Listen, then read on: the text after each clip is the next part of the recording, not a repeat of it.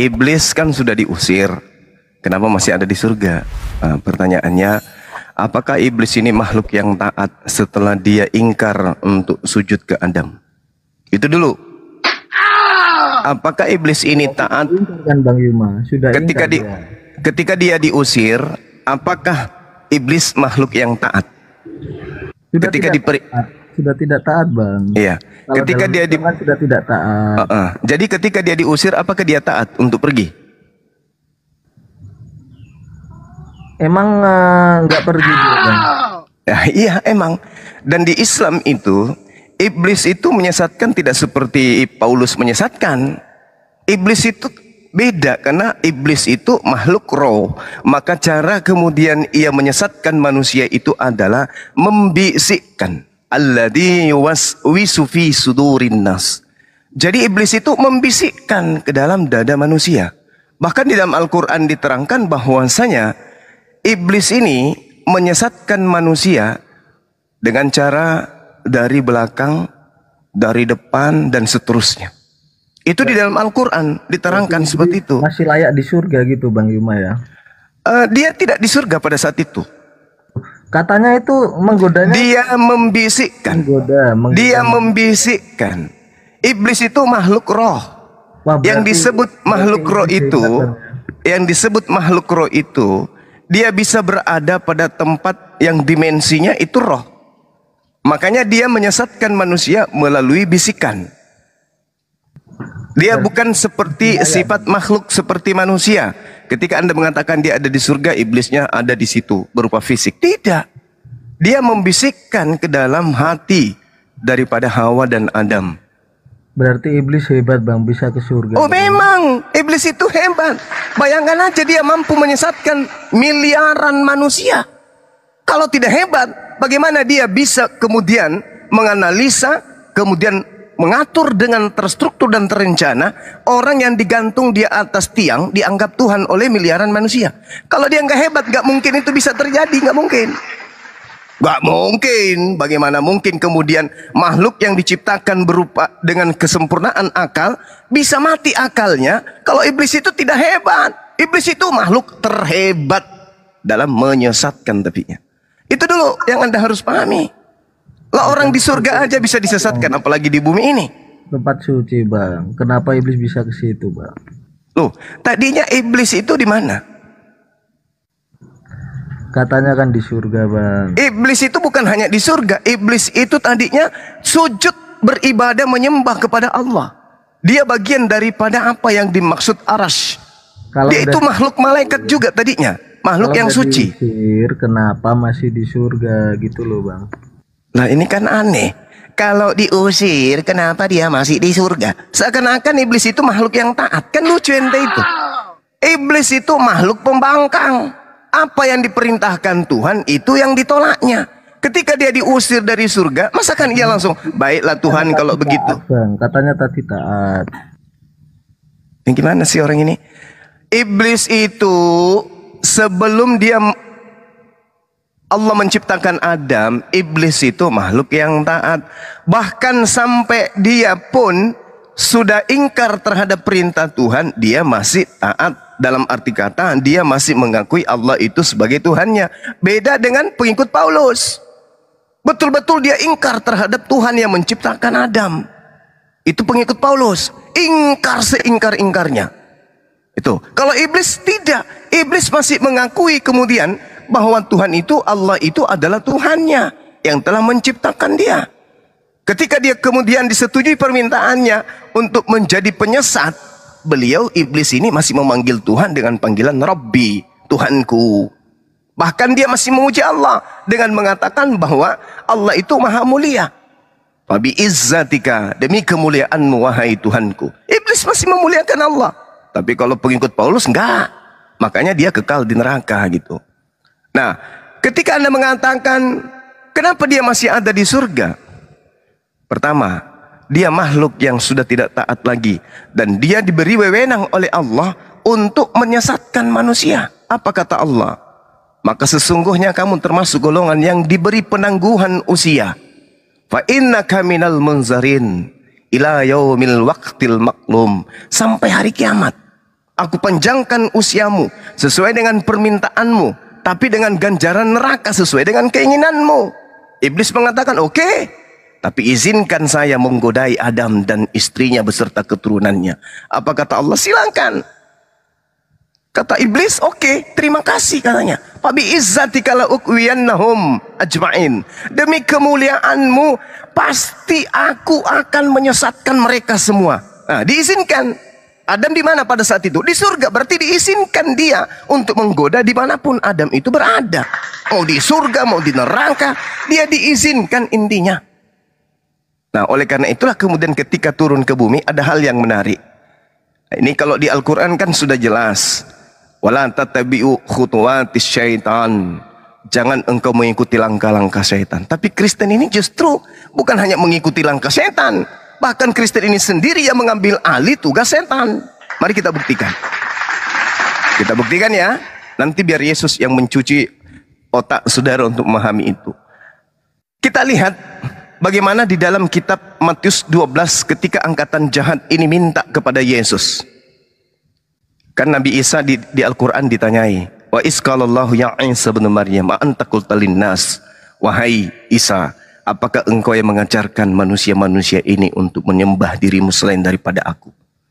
Kata Nabi Isa, kala subhanaka, maha suci engkau ya Allah, tidak mungkin aku mengatakan yang bukan hakku. Artinya di Islam Nabi Isa itu punya pembangkang yang menyembah dirinya.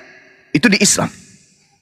Yang menggantikan Allah dengan menyembah dirinya, itu di Islam. Berarti ada iblis di situ. Nah, sekarang bagaimana di Kristen? Ternyata betul, sama. Nabi Isa, Nabi Yesus pun disembah. Mari kita lihat ya. Di dalam Matius 12 nomor 38. Pada waktu itu berkatalah beberapa ahli Taurat dan orang Farisi kepada Yesus, Guru, Kurios, kami ingin melihat satu tanda daripadamu. Tetapi jawab Yesus, angkatan jahat ini dan angkatan tidak setia ini menuntut satu tanda. Tetapi kepada mereka tidak akan diberikan tanda selain tanda Yunus. Sebab seperti Yunus tinggal dalam perut ikan 3 hari 3 malam, demikian juga anak manusia akan tinggal dalam perut bumi 3 hari 3 malam.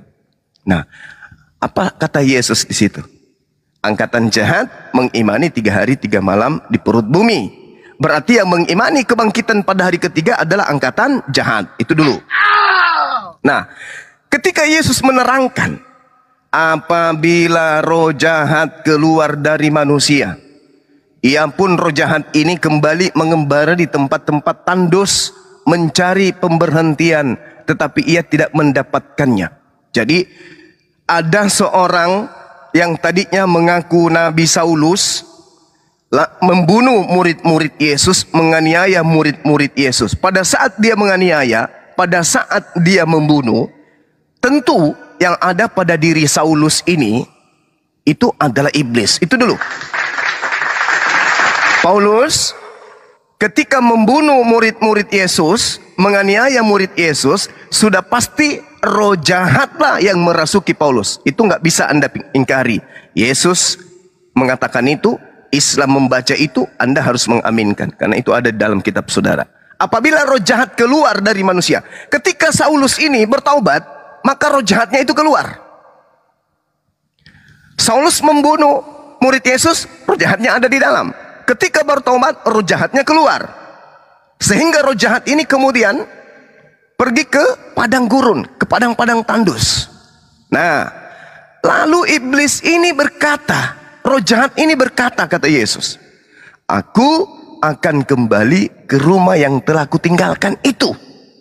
Maksudnya roh jahat yang tadinya keluar dari tubuh Paulus, itu mau kembali masuk ke dalam tubuh Paulus. Maka pergilah si iblis ini, si roh jahat ini mendapati rumah itu kosong, bersih, tersapu dan teratur rapih. Paulus bertobat. Masuk kembali roh jahatnya. Roh jahatnya begitu masuk, kita lihat pada saat dia menuju ke Damsik, di padang yang tandus, iblis itu mendapati dia. Apa katanya? Akulah Yesus yang kau aniaya. Ini suara siapa ini? Ini suara roh jahat. Ini bukan suara Yesus. Nanti saya buktikan itu bukan suara Yesus. Maka pergilah ia, si roh jahat ini, mendapati rumah kosong itu, orang yang tadi bertobat ini. Bersih. Lalu ia, si iblis ini, pergi mengajak 7 roh lain. Ingat Wahyu 5 nomor 7 yang tampil di layar kita ini dari sebutir debu. Wahyu 5 nomor 6. Itulah ketujuh roh Theos, roh dewa yang diturunkan ke atas muka bumi. Lalu roh jahatnya menyatakan begini. Lalu ia keluar dan mengajak 7 roh lain yang lebih jahat daripadanya. Dan mereka masuk kembali berdiam di situ. Maka akhirnya keadaan orang itu lebih buruk daripada keadaannya semula. Subhanallah. Jadi tadi bertobat, membunuh murid Yesus. Begitu dia bertobat, dia ke padang pasir, ke Damsyik, di Kisah Para Rasul 9.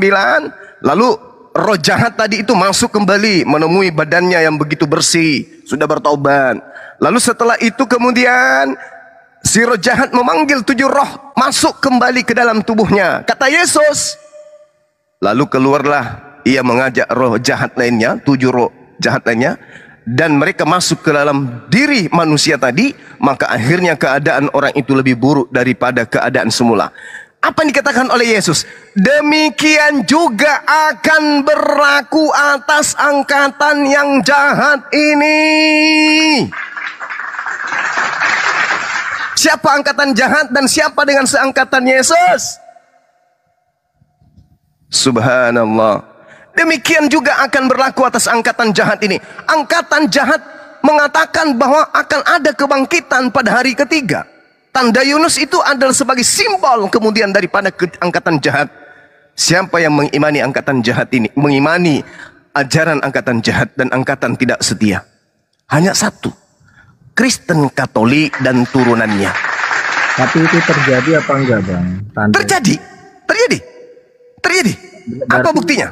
Berarti ada kematian kan di situ, Bang? Kematian yang apa? Maksudnya akan terjadi di perut. Tidak ada tidak ada kematian.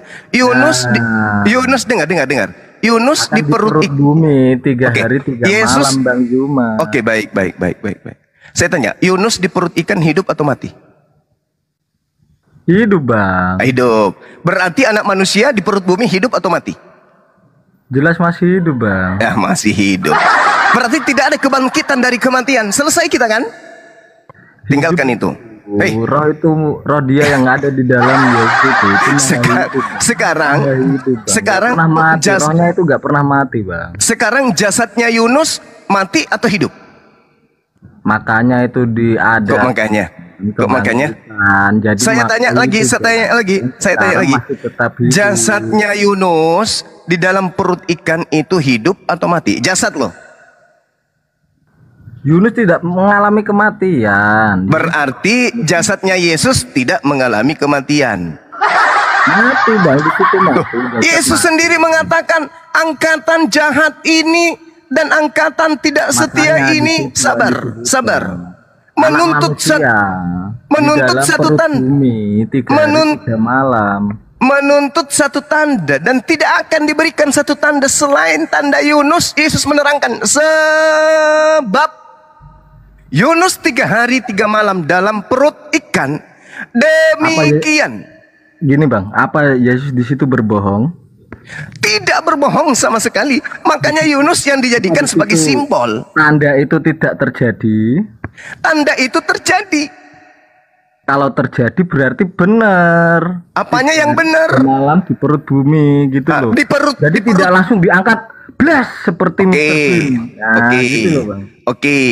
Saya katakan kepada saudara, ini tanda untuk angkatan jahat, tanda, simbol, keadaan.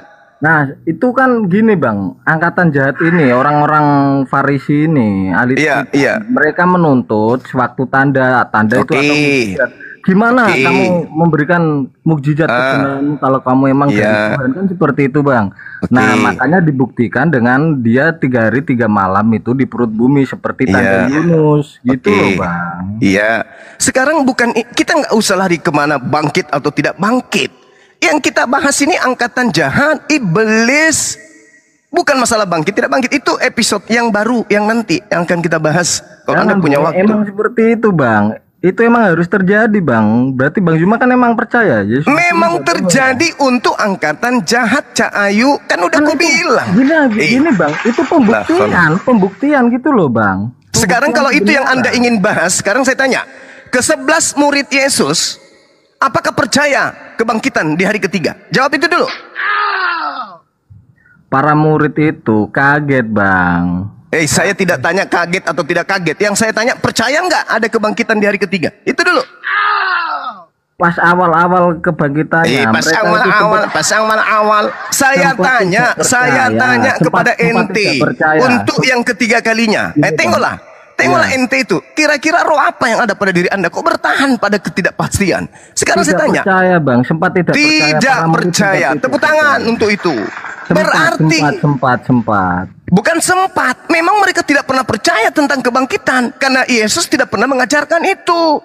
Ajaran kebangkitan. Seperti apa, Bang? Dengarkan dulu saya. Dengarkan dulu. Saya diberikan kepercayaan untuk melanjutkan materi ini. Dengarkan ya. Pada masa Yesus ada 2 angkatan, bahkan 3 angkatan. Yang pertama angkatan setia. Yang kedua angkatan jahat. Yang ketiga angkatan tidak setia. Angkatan setia tidak percaya ada kebangkitan. Camkan itu baik-baik. Jangan kamu sapu ratakan. Angkatan jahat percaya adanya kebangkitan. Angkatan tidak setia percaya akan kebangkitan. Murid Yesus malah yang tidak percaya kebangkitan itu angkatan yang jahat Bang, gitu loh Bang. La haula wala quwata illa billah. Salah menanggapi kitab suci ini Bang Yuma ini. Gimana susah saya menghadapi orang Kristen yang tidak menggunakan akal memang. Yesus sudah jelas-jelas mengatakan angkatan jahat menuntut suatu bukti tanda dan akan diberikan tanda apa? Diberikan tanda apa? Diberikan tanda apa? Diberikan tanda apa? Anak manusia. Oke, anak manusia diberikan tanda 3 hari 3 malam. Itu tanda untuk angkatan jahat. Di mana Bang? Di mana? Di dalam goa. Ya, terus berarti bukan di perut bumi kan? Enggak langsung diangkat seperti di Anissa. Sabar. Ini untuk angkatan jahat kamu hantamkan ke angkatan baik. Lucu ente itu. Anda menggabung-gabungkan tanda. Sedangkan bagi yang percaya enggak? Itu terjadi enggak? Saya ini angkatan baik. Saya tidak percaya kebangkitan.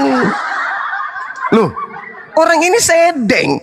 Itu adalah tanda untuk angkatan jahat. Anda hantamkan ke angkatan baik. Sama seperti, apakah Anda sebagai angkatan baik percaya itu? Ya tidak percayalah Cak Ayu. Yang percaya itu cuma angkatan jahat. Parah kali manusia ini. Parah ente itu. Anda menghantamkan tanda untuk Anda kepada orang yang tidak percaya.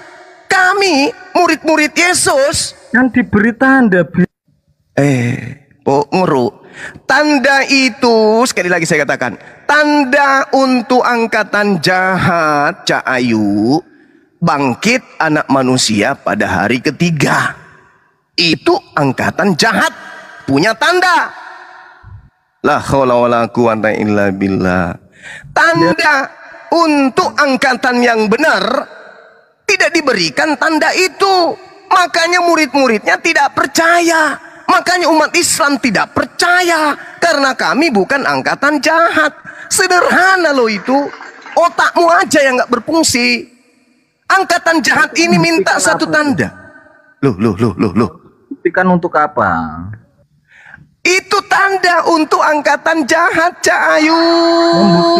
Alamak. Itu hukuman untuk angkatan jahat. Belum juga masuk neraka sudah dihukum. Marah ini orang. Angkatan jahat lu pikir angkatan baik? Itu hukuman. Tanda Yunus itu hukuman untuk ente. Karena kamu percaya kepada penyesat, maka kamu diberi hukuman percaya kepada kebangkitan. Mari kita lihat di dalam Lukas 24. Ente ini oteng tapi nggak pernah belajar Bible. Lukas 24 Anda lihat murid-murid Yesus di nomor 9. Dan setelah mereka kembali dari kubur, mereka menceritakan semuanya itu kepada ke-11 murid dan kepada semua saudara yang lain. Perempuan-perempuan yang datang dari kuburan itu adalah Maria dari Magdala, Yohana, Maria ibu Yakobus dan perempuan-perempuan yang lainnya. Lalu mereka memberitahukan kepada murid-murid. Tetapi bagi mereka perkataan-perkataan itu seakan-akan omong kosong dan mereka tidak percaya. Mengapa tidak percaya? Karena itu bukan tanda untuk orang percaya. Itu tanda untuk orang yang tidak percaya, untuk angkatan jahat. La haula wala quwata illa billah. Angkatan jahat ini itu supaya kan mereka biar percaya gitu. La haula wala quwata illa billah. La haula wala quwata illa billah. Apa buktinya? Kita lihat di dalam nomor 12-nya. Meskipun Petrus tidak percaya, meskipun Petrus menganggap itu adalah omong kosong, tetapi Petrus cepat-cepat ke kubur itu. Lalu Petrus menjenguk ke dalam goa itu. Dia melihat hanya kain kapan saja. Lalu Petrus pergi dan Petrus bertanya dalam hatinya, apa yang kiranya sedang terjadi? Ayo. Kenapa Petrus masih bertanya? Bang, di situ ada kebangkitan, Bang. Petrus tidak tahu itu karena kebangkitan itu tanda hanya untuk angkatan jahat. Ayu. Terjadi, Bang, dan itu terjadi untuk angkatan jahat, Popo. Supaya angkatan jahat itu percaya. Gitu. Angkatan jahat itu percaya akan itu sehingga mereka menyembah mayat yang bangkit dari hari ketiga. Tapi angkatan yang benar tidak percaya ada mayat bangkit. La haula wala quwata illa billah. Cuplis. Jadi ada dua kelompok. Kelompok yang pertama tidak percaya akan bangkitnya mayat menjadi Tuhan. Kelompok yang kedua, angkatan jahat percaya ada mayat jadi Tuhan. Itulah Anda. La haula wala quwata illa billah. Di situ Petrus menyatakan dalam hatinya, apa yang sedang terjadi ya? Nah, ini bukti bahwa Yesus kepada mereka angkatan baik tidak pernah mengajarkan dirinya akan menjadi mayat dan bangkit pada hari ketiga. Mau bukti? Baca terus sampai Lukas ke-37 di Lukas 24. Yesus muncul tiba-tiba di tengah-tengah mereka. Apa kata Yesus? Assalamualaikum. Islam untuk kalian semua. Damai sejahtera bagi kalian semua. Murid-murid, nah ini murid-murid, bukan angkatan jahat. Murid-murid tiba-tiba terkejut dan takut sebab mengira melihat hantu. Tuh, itu angkatan baik tuh. Itu angkatan benar. Tapi kalau angkatan jahat, begitu melihat Yesus keluar dari kubur, hore, Tuhan kita bangkit dari mayat. Itu angkatan jahat. Makanya mereka menyembah mantan mayat. Angkatan jahat tuh. Ajaran yang disebutkan Yesus dalam Matius 12 barusan. Maka roh jahat itu keluar kepada saat dia bertobat setelah membunuh. Pada saat dia keluar, dia ke padang pasir, dia ke padang gurun. Kembali menemukan Paulus di Damsik. Masuk lagi dia ke dalam, ke Paulus. Mengajak 7 roh yang bertanduk 7 bermata 7 itu masuk ke dalam tubuh Paulus. Apa yang terjadi setelah itu? Paulus lebih ganas lagi. Apa ganasnya? Mengajak orang-orang menyembah kepada mantan mayat. Lebih jahat lagi sebelum dia membunuh. Setelah dia membunuh, bukannya dia bertobat, malah semakin asli kejahatannya, semakin menjadi-jadi kejahatannya. Merasuki Paulus bukan cuma 1 roh jahat, tapi 8 karena ditambah roh 7 yang bertanduk 7 bermata 7 itu. Masuklah dia, muncullah Kristen-Kristen ini sebagai pengikutnya. Coba Anda baca dalam Kisah Pewarta 16 nomor 16 sampai nomor 18. Iblis yang memproklamirkan, "Wahai manusia, inilah Paulus, utusan Tuhan yang maha tinggi.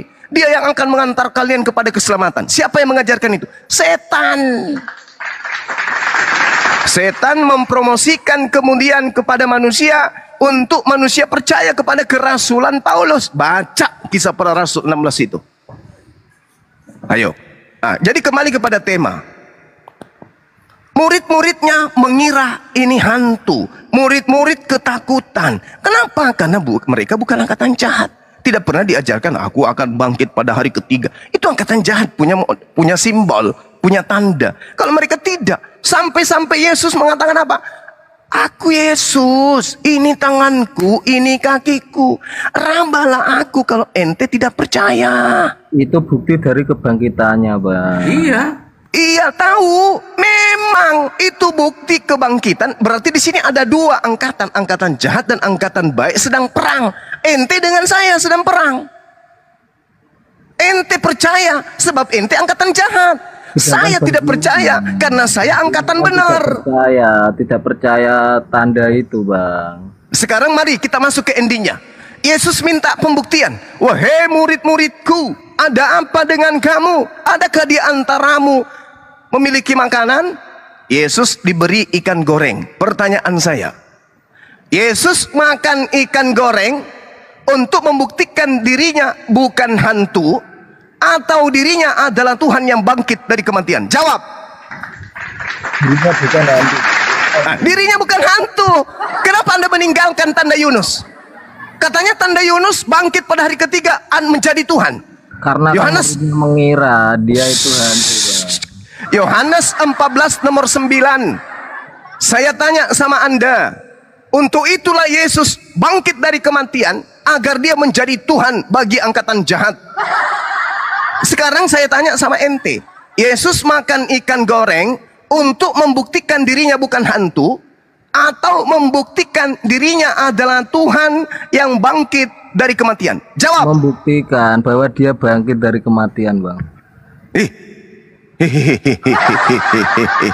Kebangkitan ini kebangkitan jadi bisa makan. Jadi nanti bisa dibuktikan kalau dia itu bangkit kalau dia makan, gitu. Padahal iya, Bang. Jadi kan dia bukan hantu, Bang, bukan cuma roh doang, Bang. Jadi bangkit seutuhnya, Bang. Oh, begitu. Jadi Yesus makan ikan goreng itu untuk membuktikan dirinya bukan lagi mayat, gitu. Yes, benar. Jadi kalau dia hanya ngomong, dia hanya berjalan, menunjukkan tangannya dan kakinya, padahal dia mengatakan, lihatlah tanganku, lihatlah kakiku, ini aku bertulang, aku berdaging. Sebab hantu tidak bertulang dan tidak berdaging, sebab hantu. Itu benar, Bang, itu benar, Bang. Berarti Yesus sedang membuktikan dirinya bukan hantu. Dia tidak sedang membuktikan dirinya adalah Tuhan, betul? Iya, Bang, dalam konteks Masya Allah.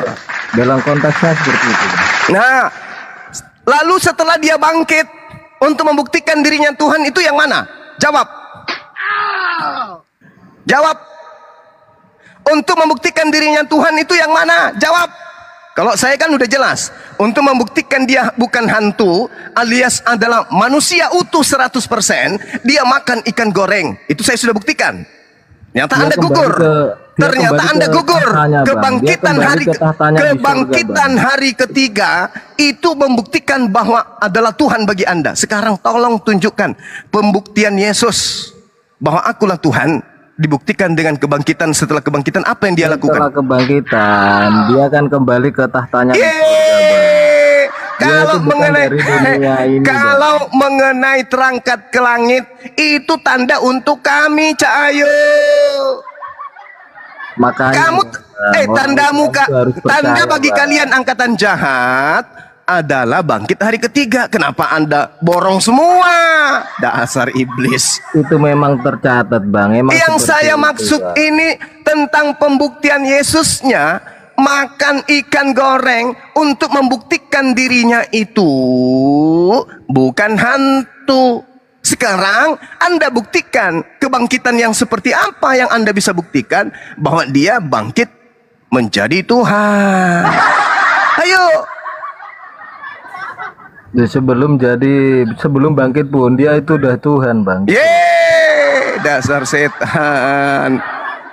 Siapa yang ngajarin ente dia itu Tuhan, sedangkan ending tanda Yunus yang diberikan kepada angkatan jahat, dia makan ikan goreng untuk membuktikan dia tidak bangkit dari kematian.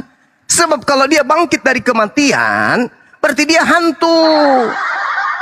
Dari kematian itu bangkit secara utuh, Bang, secara manusianya utuh. Berarti dia tidak bangkit dari kematian, dia bangkit dari pingsan. Parah kali. Tanda Yunus 3 hari 3 malam dalam perut ikan. Kemudian dia keluar dari perut ikan, tidak pernah mengalami kematian. Anak manusia masuk ke dalam goa yang luas. Goa milik Yusuf Arimatea itu bukan kuburan, itu goa, diletakkan di dalam goa. Makanya ditutup pintunya menggunakan pintu batu. Masuk dia, 10 orang pun masuk ke dalam bisa, karena itu goa, bukan ditimbun tanah. Dia punya mayat jenazah itu dimasukkan ke dalam goa, lalu ditutup. Berarti dia tidak mati. Dia hanya pingsan. Kenapa dia pingsan? Baca Yohanes 19:30. Dia diminumkan minuman anggur yang bisa membuat orang pingsan, lupa ingatan. Parah kali lah orang ini. Jadi anak manusia keluar dari keluar dari goa, itu bukan bangkit dari kematian, bangkit dari pingsan. Makanya dia masih berdaging, makanya dia makan ikan goreng. Yesus terangkan, sebab hantu tidak makan ikan, hantu tidak berdaging, tidak bertulang. Berarti demikian, kalau dia bukan hantu, berarti dia manusia. Berarti yang bangkit dari kubur ini, yang bangkit dari goa ini, itu manusia, bukan Tuhan. Karena Tuhan tidak berdaging, Tuhan tidak bertulang, dan sekarang Tuhan tidak makan ikan goreng. Bang Juma percaya nggak tanda Yunus? Percaya banget. Berarti di Anissa 157 nggak sesuai, Bang, ya. Kamu jangan mengaduknya menjadi satu, Cak Ayu. Tanda Yunus itu simbol untuk angkatan jahat. Al-Quran surah An-Nisa, sabar. Al-Quran surah An-Nisa tanda untuk orang yang beriman. Beda. Angkatan jahat punya tanda. Tanda Yunus itu tidak terjadi, Bang, ya. Tanda Yunus itu terjadi buat angkatan jahat, Cayu. Ada standar ganda ini, Bang Juma. Saya percaya cerita itu ada, tapi saya percaya bukan saya libatkan diri saya sebagai angkatan jahat. Saya percaya itu tanda untuk angkatan jahat. Beda dengan ente. Ente bagian daripada tanda jahat itu. Bang Juma standar ganda, oke? Terserah ente, karena keterbatasan akal ente. Saya nggak peduli tentang itu. Yang pasti saya percaya bahwa angkatan jahat itu ada, angkatan tidak setia itu ada. Siapa mereka? Karisteng. Itu saya percaya angkatan jahat itu ada. Siapa? Itulah mereka yang masuk ke gereja menyembah anak orang, yang mengaku kebangkitan adalah penebusan dosa. Itulah mereka, angkatan jahat itu dan angkatan tidak setia itu. Ini yang diterangkan oleh Yesus dalam Matius 12, Cak Ayu. Orang itu bertobat, roh jahat keluar. Begitu kemudian dia jalan ke padang gurun, bertemu dengan setan. Akulah Yesus yang kau aniaya. Berarti Yesus itu, yang mengaku Yesus itu setan. Apa pembuktiannya? Yesus mengatakan dalam Matius 12 nomor 22, dia mengatakan bahwa tanda-tanda orang kerasukan setan, matanya buta. Paulus ketika bertemu dengan suara yang mengaku Yesus, matanya buta. Berarti yang mengajarkan kalian untuk menyembah kepada Yesus karena kebangkitan adalah angkatan tidak setia. Apa buktinya angkatan tidak setia? Orang yang setia itu mati dalam Taurat, mati dalam setia menjalankan hukum Taurat. Sedangkan Paulus kagak. Ibrani 6 nomor 1. Marilah kita meninggalkan hukum Taurat, menuju kepada hukum yang baru. Paulus mengajarkan makan babe. Paulus mengajarkan jangan bersunat. Paulus mengajarkan menyembah Yesus, meninggalkan Elohim. Apa itu buktinya? Bukti bahwa dia tidak setia. Yesus mengatakan, angkatan jahat dan angkatan tidak setia ini menuntut satu tanda, dan tidak akan diberikan satu tanda apapun kecuali tanda Yunus. Sebab Yunus 3 hari 3 malam di perut ikan, demikian juga anak manusia 3 hari 3 malam di perut bumi. Itu angkatan untuk jahat dan angkatan tidak setia. Dalam Islam kan nggak percaya, Bang. Anak manusia di perut bumi 3 hari 3 malam kan nggak percaya itu. Percaya, siapa bilang? Yang menggantikan Nabi Isa itulah yang menggantikan. Dengar. Yang menggantikan Nabi Isa itulah yang berada di perut bumi. Beda lagi. Makanya kamu jangan bawa-bawa Islam di sini. Kalau kamu ternyata nggak mau dipadukan. Nabi Isa kami itu terangkat ke langit, sedangkan Yesusmu itu di perut bumi 3 hari 3 malam. Dan itu sebagai tanda untuk angkatan jahat. Sederhana bukan? Berarti yang kamu sembah itu adalah pengganti Nabi Isa. Nabi Isa kami terangkat, selamat Nabi kami. Sedangkan yang kau sembah itu pengganti Nabi kami. Itulah tanda untuk angkatan jahat.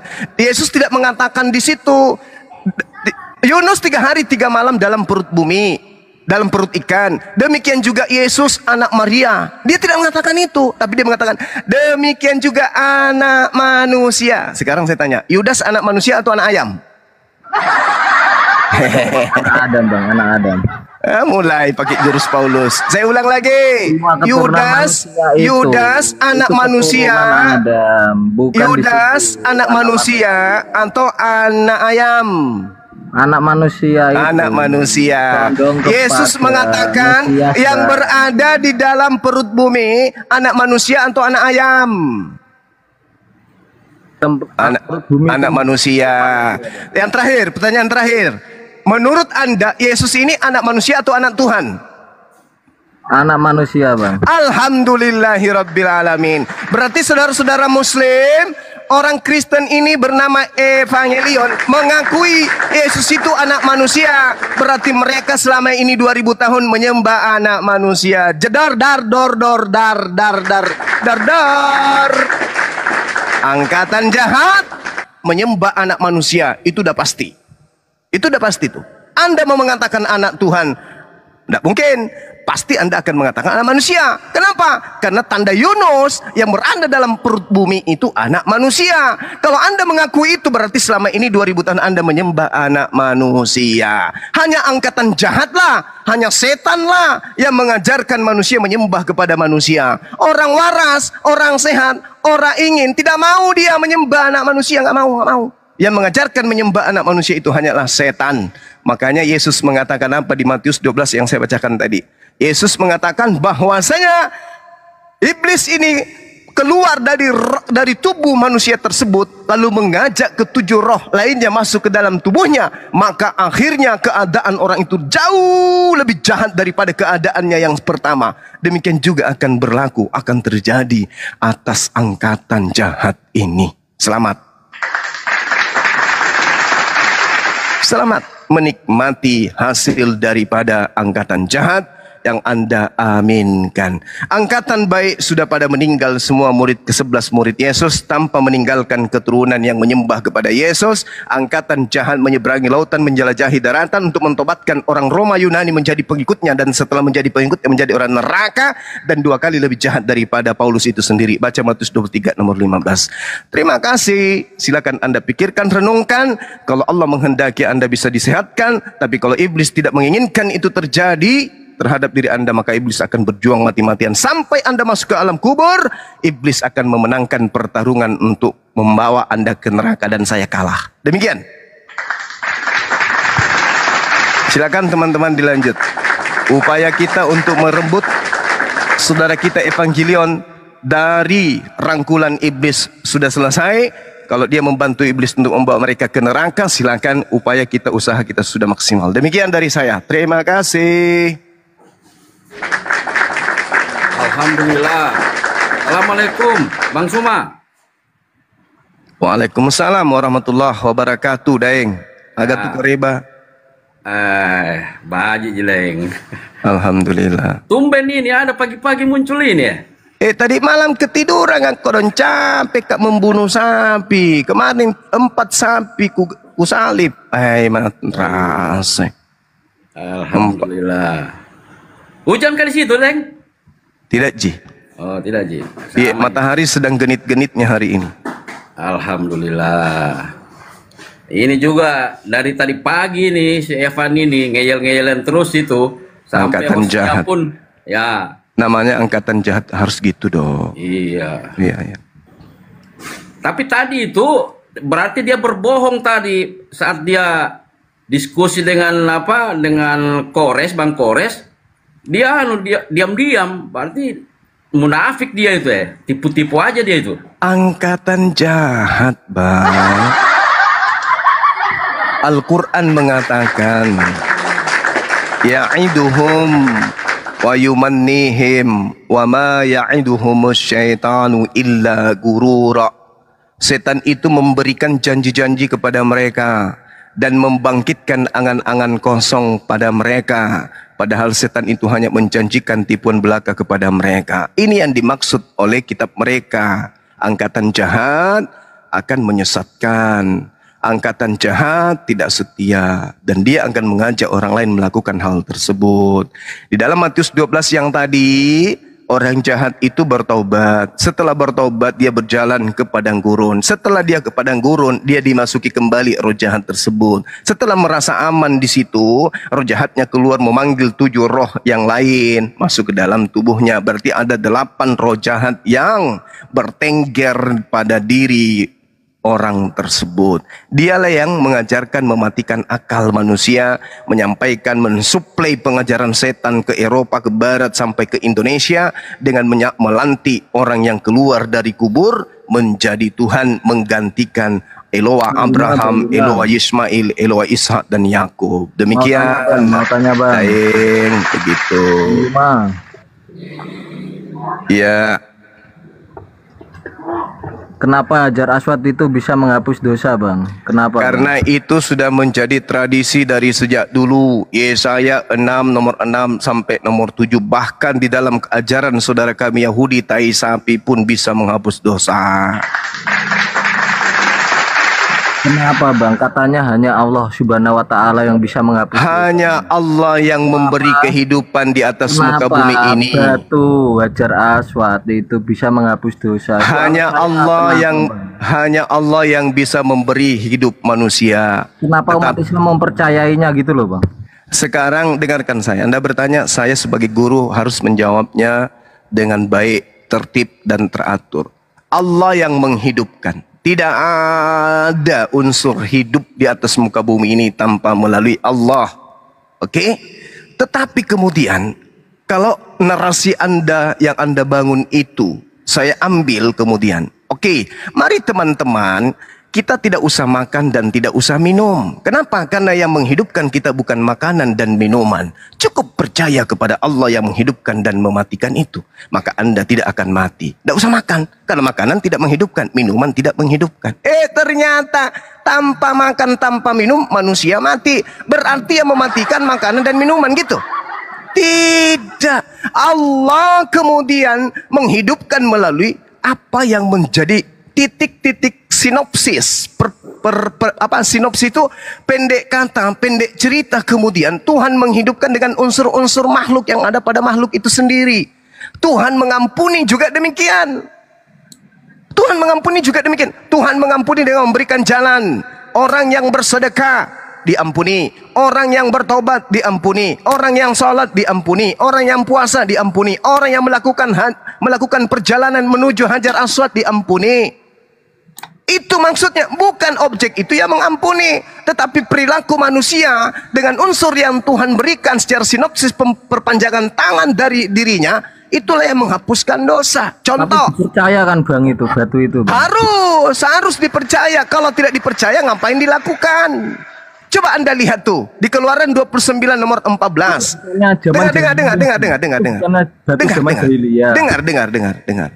Dengar. Di dalam kitabnya orang Yahudi, Keluaran 29 nomor 14, ambillah dagingnya, ambillah kulitnya, ambillah tainya, bakarlah kemudian. Dengan demikian, itu adalah korban penebus dosamu. Oke?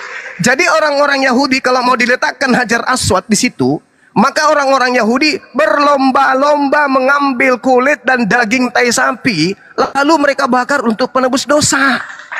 Nah, umat Islam, lakukanlah perjalanan, berziarahlah ke Hajar Aswad, sentuhlah atau lambaikanlah tanganmu, atau sentuhlah menggunakan alat atau tongkat. Dengan demikian dosamu akan dihapuskan. Nah, kenapa bisa dihapuskan? Nah, kenapa bisa tai sapi menghapus dosa? Jawab. Enggak. Itu, Bang. Kalau di Islam, upaya menyentuh Hajar Aswad itulah yang menghapuskan dosa. Nah, sekarang giliran Anda menjawab. Kenapa dikatakan dalam bisa menghapus dosa Bang ya, dalam Islam Bang ya? Anda jangan memperbodoh diri ketika membahas Islam. Sekarang giliran saya bertanya, kenapa tai sapi menghapuskan dosa? Jawab. Jawab dong. Boleh dong saya mendengarkan apa yang terlontar dari otak Anda itu. Ya Bang, gimana Bang? Kenapa tai sapi menebus dosa? Itu dalam perjanjian lama sudah digenapi oleh... Saya tidak peduli mau digenapi, mau diganjili. Yang saya tanya, kenapa tai sapi? Itu kitab Taurat sudah digenapi. Saya tidak peduli mau digenapi, mau diinjili, saya tidak peduli. Mau diganjilkan, mau digenapkan, saya tidak peduli. Yang saya tanya, kenapa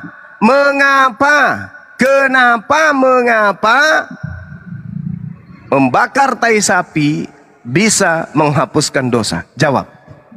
Itu bukan tai sapinya saja Bang, semuanya itu sama daging, Cucok kan tadi saya sudah menyebut kulitnya, kulitnya, dagingnya, tainya. Ada tiga, trinitas. Di situ ada trinitas, daging, kulit, tai, trinitas. Trinitas satu tapi tiga. Tiga tapi semuanya. Itu gambaran Bang, gambaran. Itu gambaran. Giliran ditanya itu gambaran. Gambaran kedatangan. Giliran dia di gambaran. Itu bukan gambaran, itu fakta dalil. Itu bukan gambaran, itu fakta dalil. Bahkan dalam pengajaran Yesus Matius 8 nomor 4, berkorban hewan itu menebus dosa. Jangan Anda penggembaran apa? Yang saya tanya, trinitas dibakar bisa menghapus dosa. Kenapa bisa tai sapi menghapus dosa? Jantungmu pegang, jawab. Itu hanya gambaran kedatangan. Gambaran lagi. Itu hanya gambaran Bang. Kalau saya katakan Hajar Aswad itu cuma gambaran, gimana?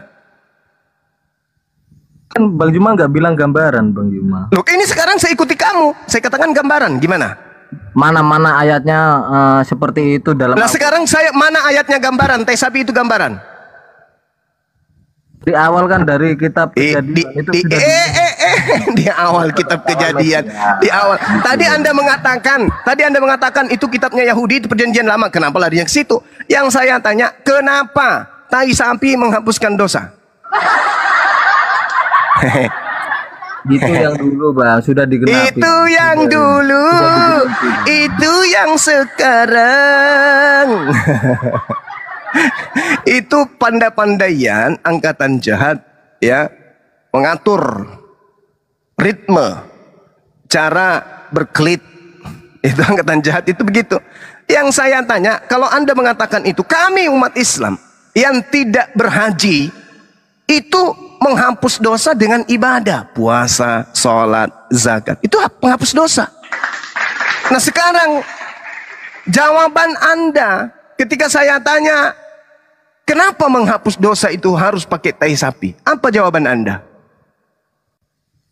Itu dalam perjanjian lama sudah. Itu dalam perjanjian lama. Saya jawab juga, itu bagi orang yang mampu ke sana. Kami yang tidak mampu ke sana cukup melaksanakan infak, sedekah, banyak-banyak, kemudian melakukan kebaikan. Mana dalilnya? Kita lihat di dalam Al-Quran surah At-Taghabun ayat 9, Allah Subhanahu wa taala menerangkan kemudian Bismillahirrahmanirrahim. Yauma yajma'ukum liyaumal jam'i. Liyaumil jam'i, kata Allah. Dzalika yaumut taghabun wa may yu'min billahi wa ya'mal shalihan yukaffir anhu sayyi'ati wa yudkhilhu jannah. Pada hari ketika Allah mengumpulkan anak keturunan Adam pada padang mahsyar, itulah hari pengungkapan dosa-dosa. Barang siapa beriman kepada Allah dan mengerjakan kebajikan, niscaya Allah akan menghapus dosa-dosanya. Mana Hajar Aswad di sini? Tak ada Hajar Aswad di sini.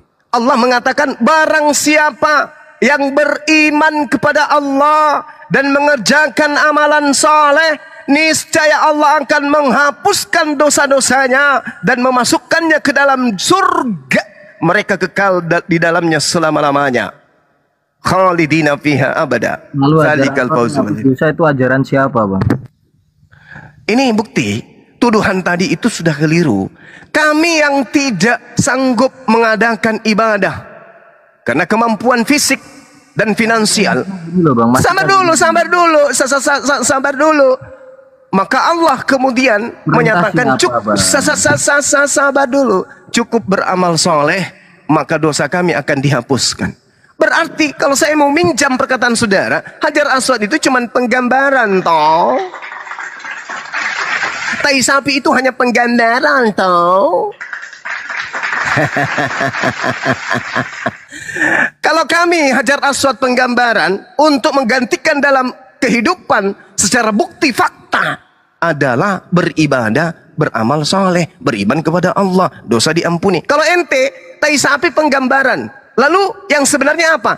Membunuh anak manusia di atas tiang salib. Itu puncaknya, Bang. Itu puncaknya, Bang. Puncaknya tai sapi itu Yesus. Madorake anaknya Subaidah. Itu Anda mengatakan bahwasanya tai sapi itu penggambaran. Puncaknya adalah tai orang yang digantung di atas pohon. Betul? Ingat, manusia yang digantung di atas pohon dengan lambungnya itu ada tai orang di dalamnya. Berarti penghapusan dosa bagi Kristen tadinya tai sapi, endingnya tai manusia. Begitu lihai iblis kemudian menyesatkan ente, dan kami umat Islam tidak akan kemudian mengalah untuk tidak merebut Anda dari iblis. Kami akan tetap berjuang. Semoga Anda menggunakan akal sehat, bahwa tadinya tai sapi ketika menjadi pengikut ajaran angkatan jahat, ternyata endingnya tai manusia. Kadang Bang Suma itu lucu. Oke teman-teman, silakan Daeng dan semua yang lain yang masih mau memberikan nasihat kepada saudara kita agar keluar dari lingkaran setan. Mudah-mudahan beliau bisa menggunakan hidayah ini dengan baik. Lanjut. Assalamualaikum Bang Juma. Waalaikumsalam warahmatullahi wabarakatuh. Kemarin banyak itu kurban itu kan masih banyak tai-tainya itu. Kok bisa pulang ambil aja itu semuanya? Banyak itu. Oh sudah Bang. Mereka nggak percaya lagi tai sapi. Sekarang dia percaya tai manusia. Tadi kan dia katakan.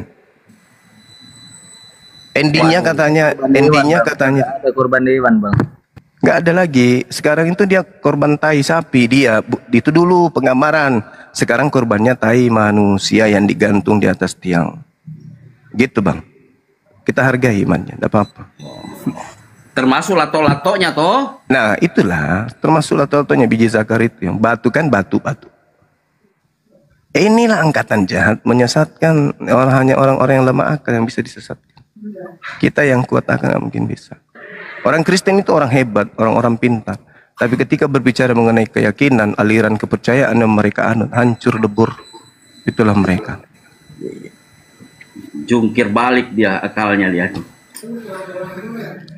Dia masih mutar kepala nih. Gimana nih setan? Ayo bantu aku. Wahai roh-roh yang datang kepada Paulus. Masuklah ke dalam tubuhku. Ajarkan aku. Ini aku terperangkap dengan tai sapi dan tai orang.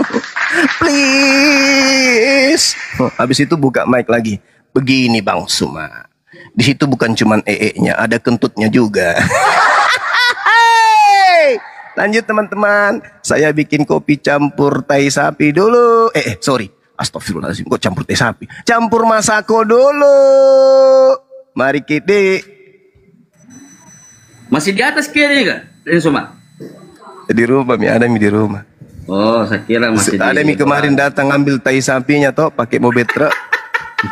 Jadi pulang mas saya. Tidak pulang kayak ini di Jakarta aja kurban.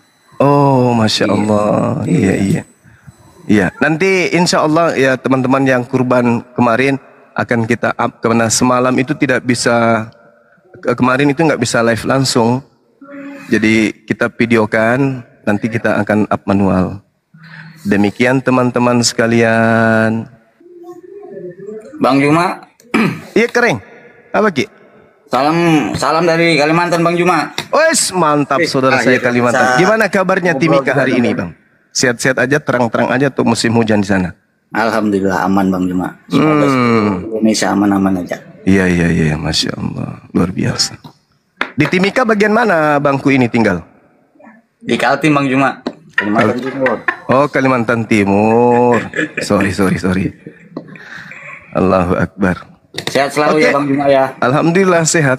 Karena oten ini, aduh ngeyelnya bikin kalah, ngalah-ngalahin olahraga Bang Juma. Yang kita lawan bukan mereka, yang kita lawan itu adalah makhluk yang ada dalam diri mereka. Itu Bang. Ya, jadi harus bersabar kita. Betul Bang Juma. Yes. Lanjut. Oke, dilanjut teman-teman. Saya ini dulu. Ada pasien saya anusnya minta disetrika, mau dimuluskan katanya. Sabar ya. Lanjut ya dulu. Ya, 10 menit, 15 menit. Nanti kita gabung lagi. Lanjut.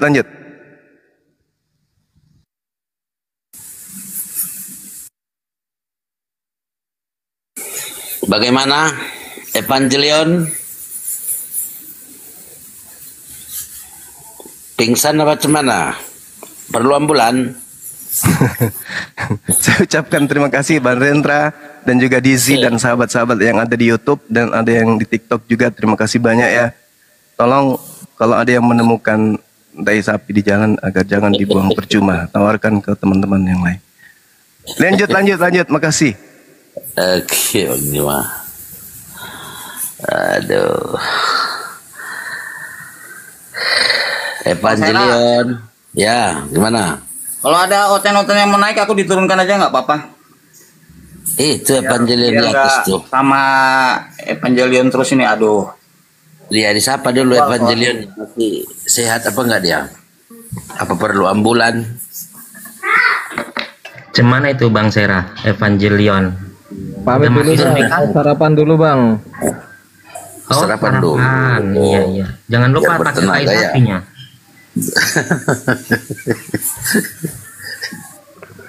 Oh kabur. Sarapan dia katanya. Alasan. Iya, ntar kan di saya kan ada kurban ya. Ntar tai sapinya mau aku kirim ke orang-orang. Salah Bang, salah. Untuk saudara-saudara kita Yahudi, tradisi secara Torah kitab mereka itu menebus dosa, hapus dosa dengan tahi sapi. Kalau teman-teman kita yang tadi nebus dosa dengan tai orang. Jadi jangan disatukan, itu dipisahkan dong. Lebih parah rupanya Bang Juma ya, tai orang ya. Kan 2 kali lebih jahat daripada engkau. Matius 23 nomor 15. Masya Allah. Gitu. Jadi tai sapi penggambaran, endingnya kata dia adalah tai manusia kan gitu. Udah mau makan ini dulu, mau makan buras, enek nanti. Bang Juma, tai orangnya itu cemana Bang Juma, kan ada yang itu, ada yang gede, ada yang ya. Tergantung, mungkin ikan gorengnya masih utuh kali ya. Ampun Diji. Lanjut. Assalamualaikum warahmatullahi wabarakatuh, Bang Zuma. Waalaikumsalam warahmatullahi wabarakatuh. Akhina Abu Ibrahim, Masya Allah. Kehormatan buat saya pertama kali baru tumben ngomong ini. Yes. Dengan antum, mudah-mudahan antum tetap sehat ya, makan sehat. Amin. Iya, amin. Jangan ributkan tentang tai, Bang, ya. Kita damai ya. Saya nyimak aja, saya nggak tega itu makannya. Iya. Rupanya lebih parah si Oten ini, tai manusia rupanya. Yesus kan mengatakan demikian. Iya. Coba baca di Matius 23:15. Bukan saya mengguru ya, pelan-pelan ya. Celakalah engkau wahai ahli Taurat, engkau orang Farisi, engkau orang munafik, sebab engkau menjelajahi daratan, menyeberangi lautan, mentobatkan orang menjadi pengikut agamamu. Setelah menjadi pengikutmu, kau jadikan dia menjadi orang neraka dan 2 kali lebih jahat daripada engkau sendiri.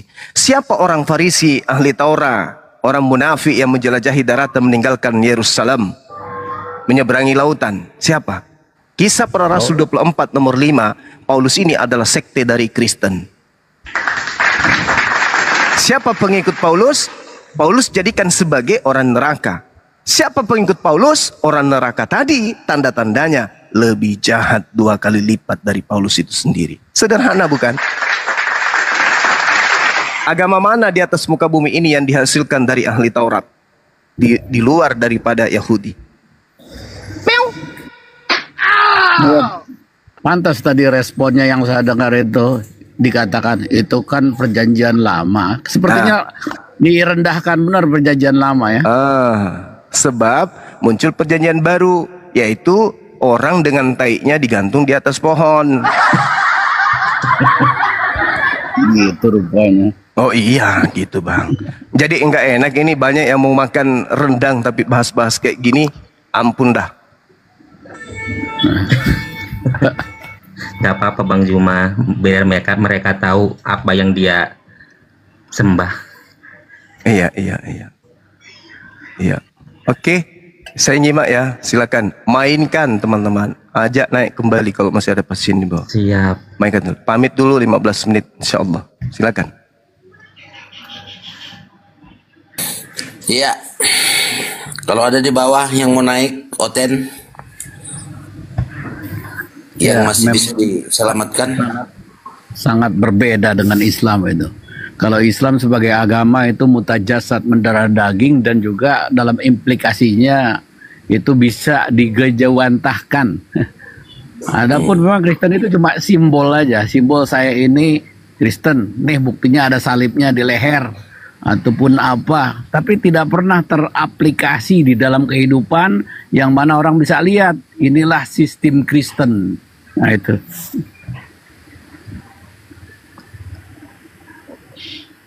Flank. Yang baru naik siapa ini? Flank. Ya, silakan Flank. Selamat pagi Flank. Halo Flank. Jangan jadi berhalanya di sini. Udah tanda-tanda ini. Iya, udah tanda. Kenapa ya Oten begitu kalau naik? Loh, dia minta naik, ya? Iya kan? Ayo, Blank. Masih menuhankan anak orang, Blank? Nah, kan, jadi berhala kan?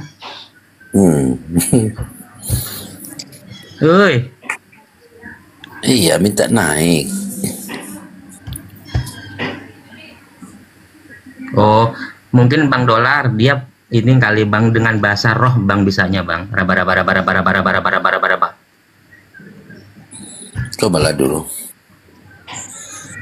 Nggak mau ngomong dia. Weh, Flank. Nyalakan diri. Turunin aja Bang. Biasanya mau ngeripot Bang dia, bukan turun. Udah lari.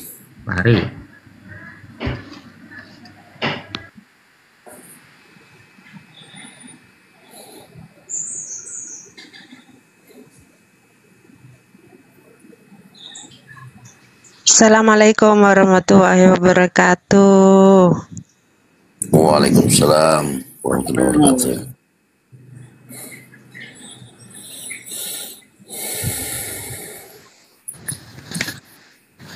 Assalamualaikum warahmatullahi wabarakatuh. Waalaikumsalam warahmatullahi wabarakatuh. Salam kenal Bang Zuma, saya dari Lombok nih Bang. Lagi buat kopi. Lagi buat kopi campur mas aku Bang. Jangan di sini di musola atau tidak?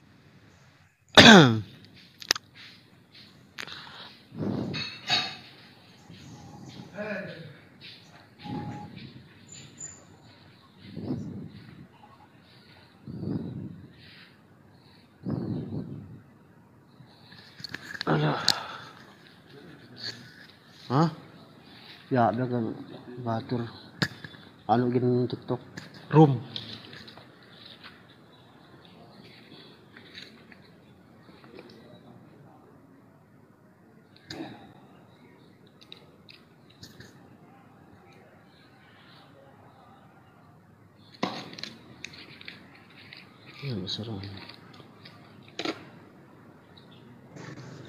Bang, saya turun bang, kasih kursi Oten nanti. Mana tahu ada Oten naik.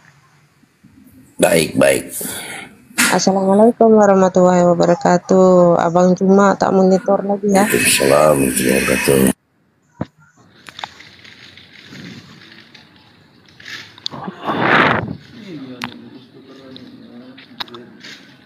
Salam kenal abang-abangku semua.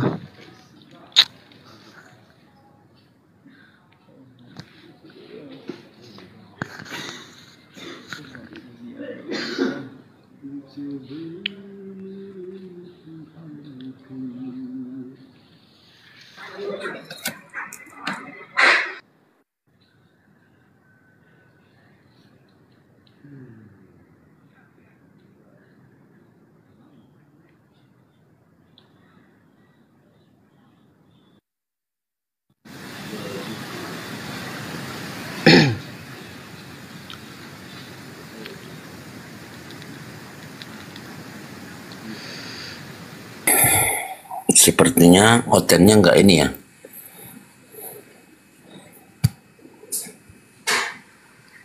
Naikkan Tuan Hadi.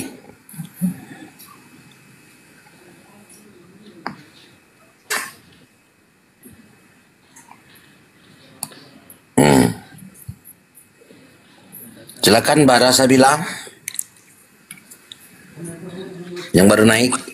Kamu tadi terpental Bang. Gak apa-apa kalau memang ada Oten mau naik, turunkan aja aku, gak apa-apa Bang. Makanya kita lagi tengok-tengok di bawah ini. Aman aja, aku nanti biar pantau-pantau dari bawah, gak apa-apa. Ah, boleh lah, biar kita ini ya. Kita cari dulu Otennya.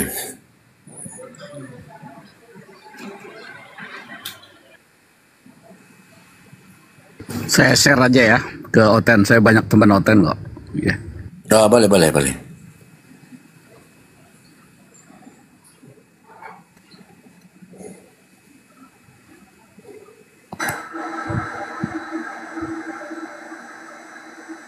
Loh, naik.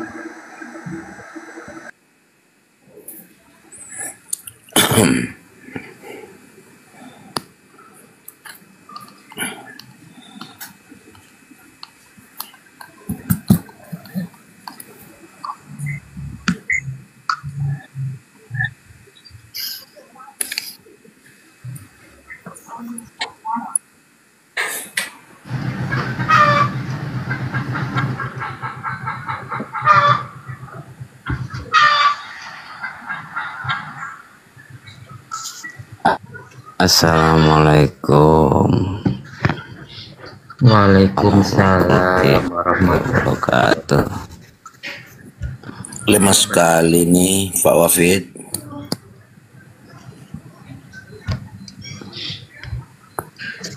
Iya, aku lari dari tadi nunggu naik, mau kenalan sama Bang Juma, mau minta satu ayat.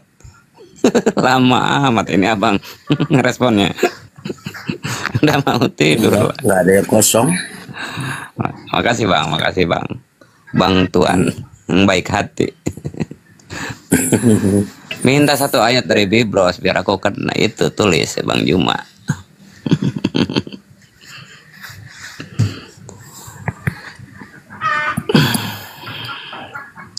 Mana otennya bang? Assalamualaikum.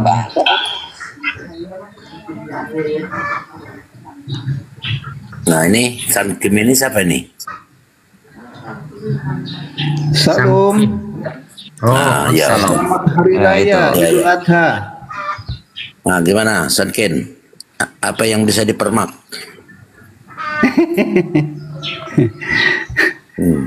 Nggak mau nanya aja, tapi not by emotion ya. Jangan. Bukannya progres itu kalau dari tai sapi ke tai manusia, masa stay di tai sapi? Gimana tuh Pak? Oh, dan kan bertanya gimana ini? Dari Proxuma tadi kan dari tai sapi jadi tai manusia. Itu progres menurut saya. Tapi kalau stay di tai sapi itu kan tidak ada progres itu. Tai sapi itu buat saudara kita Yahudi, tapi manusia buat saudara kita Oten, Bang. Iya, enggak apa-apa. No problem. Penyembah Paulus. Itu no progres problem itu. Bagaimana ini? No problem. Iya, enggak ada masalah kalau tai manusia untuk ini Nasrani. Itu bang, berarti dia menerima, udah oke dengan keimanannya. Ya. Keyakinan kita nggak bisa paksakan. Kalau begitu nanti saya sendang lah tai saya. Iya. Ya kan topiknya pagi ini bicara tai kan. Tai manusia kandungan. Tai manusia mari kita heran kok bisa ada itu di Bible itu. Katanya kalau sudah disalib udah ditebus dosa, ya kan? Ya silakan aja. Mari kita heran. Herannya adalah kok stay di tai sapi gitu loh. Kalau jadi tai manusia ya, itu kan progres. Sebab akibat menuhankan yang bukan Tuhan, ya begini jadinya. Enggak Pak Pendolar, kita stay di dulu topiknya tai, kita bicara tai pagi ini. Ya, kenapa tertulis macam itu di Bibelmu? Lah ya Pak ngono kan iya to kan ngono. Cara loro kan golek ngene apa ngene. Bang Abi dimiyut Bang Abi. Baik sing enak emok. Apanya Abi naik ke atas alamak. Melo Abi ini enggak kontrol. Tuan Raja Dolar, bisa dicerahin kenapa bisa stay terus di tai sapi gitu loh? Ya memang begitu di Bibel itu siapa bang? Untuk menghapus dosa, bakarlah roti di atas tai kering. Apa itu maksudnya itu? Iya, tadi kan dari Proxuma ya, itu mengatakan dari tai sapi jadi tai manusia. Kamu sendiri yang mengimani, menurutmu itu untuk apa ditulis itu? Tidak ada masalah, cuman pengen pencerahan lebih lanjut lagi. Iya, nggak ada masalah. Kenapa tentu jadi masalah kan? Stay terus di tai sapi kan begini. Mohon maaf ya, kan kemarin ini kan ada kurban gitu loh.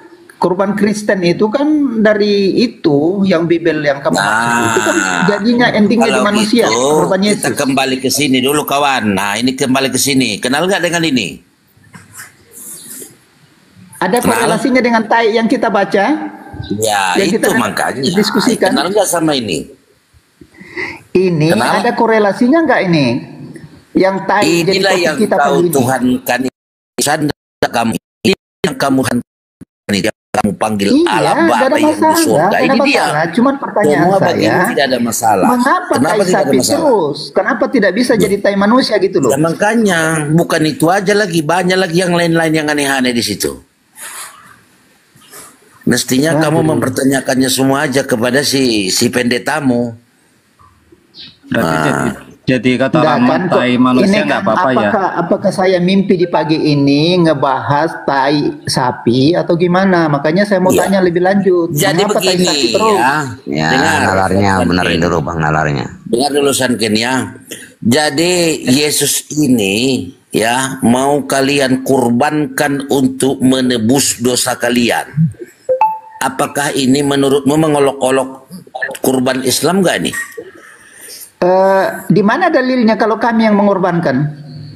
Ya kan Yesus mau disalib untuk tapi menebus kan dosa. Ada dalil itu kami untuk yang menebus dosa, untuk menebus dosa kalian. Mana ada dalilnya kami yang mengorbankan Yesus? Gimana Pak? Ya. Kan menebus dosa kalian bilang itu. Lah iya, mana dalilnya kalau kami dalilnya menebus dosa. Dalilnya menebus dosa. Ya. Jadi manusia apa yang salah yang di sana, kalian Pak? yang kalian korbankan kan manusia bukan hewan. Lah, bukan kami yang korbankan, Pak. Gimana sih? Terus siapa? Menurut Bapak siapa? Yang meyakini itu yang mengorbankan, kamu kan Pak. mengikuti, kamu kan pengikutnya ini. Belum terlalu paham itu, enggak usah bilang kami yang ngorbankan. Kamu jangan buang badan lagi, jangan buang badan. Komplit sudah sama kamu memang semua. Enggak ada. Ini seolah-olah Pak. terjadi masa yang lalu ya. Dalam perdiskusian kalau ini. kami yang ngorbankan Yesus. Makanya jadi siapa itu? keselamatan kami itu tapi Bang San, bukan Abang kan perbuatan baik yakin kami, bahwa Pak. Yesus dikorbankan Keselamatan itu untuk menebus kekristenan dosa itu Abang. bukan karena perbuatan baik. Gimana? Jadi Pak? kamu tidak mengaku gitu ya?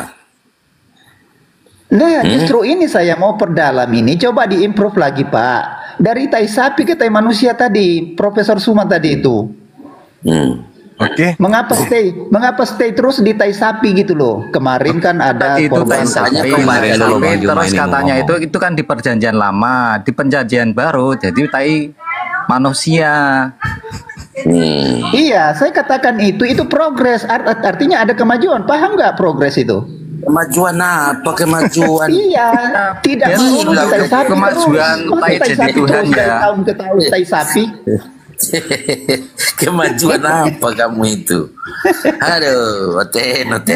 Kan guru silakan guru. Santai aja Pak ya, santai aja. Coba diimprove lagi tuh Prof Suma. Kenapa tai sapi terus? Oke, baik. Bismillahirrahmanirrahim. Kalau di dalam Al-Quran sudah menjadi penegasan Allah kepada kami umat Islam, bahwasanya Allah Subhanahu wa taala menjelaskan walikulli ummatin ja'alna mansakal liyazkuru smallaha ala ma razaqahum mim bahimatil an'am. Dan bagi setiap umat telah kami syariatkan ketetapan hukum-hukum penyembelihan kurban agar mereka menyebut nama Allah atas rezeki yang Allah anugerahkan kepada mereka berupa hewan ternak. Lalu kemudian di dalam Imamat 1 nomor 2, berbicaralah kepada orang Israel. Katakan kepada mereka apabila seseorang di antara mereka hendak mempersembahkan persembahan kepada Elohim, haruslah mempersembahkan dari persembahan itu berupa ternak, yakni lembu, sapi, kambing, dan domba. Sama? Yes. Okay. Antara Yahudi dan Islam sama-sama hewan ternak. Nah, yang jadi permasalahan ketika berbicara mengenai hewan ternak, umat Islam kemudian melakukan penyembelihan, taiknya dibuang. Orang Yahudi melakukan persembahan kurban, taiknya dibakar untuk sebagai penebus dosa. Jadi syariat yang membedakan. Nah, muncul agama Ardi, agama buatan manusia yang ngaku-ngaku nyantol di agama kami, agama Samawi, menggantikan kemudian korban hewan. Yang namanya korban hewan pasti lambungnya ikut, semuanya dikorbankan kemudian, sehingga ada ending di mana orang Yahudi membakar tai sapi. Nah, ternyata Kristen muncul kemudian menggantung di atas tiang pohon itu ternyata adalah Prof, bisa saya interrupt sebentar sebelum lanjut? Iya, silakan. Itu ketika orang Yahudi itu, apakah tainya tok saja dibakar atau semua itu dibakar habis? Trinitas di sana. Hah? 3 di dalam 1, daging, kulit, dan tai. 3 dalam 1. Ya, artinya bukan hanya tai ya, semua dibakar sampai hangus ya. Sama seperti Yesus yang digantung bukan cuma tainya saja. Yang digantung semuanya, jasadnya, kepalanya, kakinya, tangannya digantung semua tuh di atas pohon. Sama ya? Sama. Jadi tadi saya berdialog dengan seorang evangelion. Dia mengatakan bahwasanya pembakaran tai sapi sebagai penebus dosa itu hanya gambaran. Endingnya adalah penggantungan Yesus di atas pohon. Nah, pertanyaannya kalau demikian berarti yang digantung juga kan ee-nya. Berarti berbicara mengenai bagi Yahudi dibakar, bagi Kristen digantung, kan begitu? Siap. Udah jelas. Jadi apa yang diperkarakan sekarang?